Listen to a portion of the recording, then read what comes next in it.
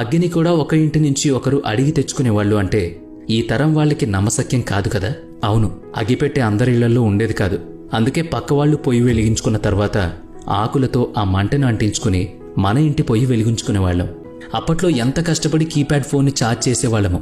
Power బ్యాకప్ని పాకెట్లో పెట్టుకుని తిరిగే ఇప్పటి తరానికి ఆ కష్టం తెలీదు. 11 మంది స్నేహితులు కలిసి ఒక బాల్ని కొనేవాళ్లు. ఇప్పుడు బాల్ అయితే ప్రతి ఒక్కరి దగ్గర ఉంటుంది, కానీ ఆ 11 మంది స్నేహితులు ఒకే చోట కలవలేని పరిస్థితి.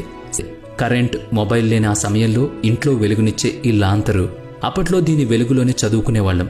గుర్తుంది కదా, నీటి ఒడ్డున కాగితపు పడవలు, ఇష్టంగా ఆడుకునే మనసుకు నచ్చిన ఆటలు, ఏమీ తెలియని అపురూపమైన ఆ బాల్యం. ఆ బాల్యాన్ని అంతా వదిలేసి ఈ డబ్బు లోకంలోకి అడుగు పెట్టాం. ఇప్పుడు పరుగులు పెడుతున్నాం, అంతే కదా. నిజంగా అవన్నీ మరపురాని రోజులే కదా. చిన్నప్పుడు ఇలా చెవుల దగ్గర ఏవో పెట్టుకుని మొబైల్ ఫోన్ ఆటలు ఆడుకునేవాళ్లం. అప్పటికి మనకి తెలియదు కదా ఇప్పుడు అదే మొబైల్లో మనం బందీలం అయిపోతామని.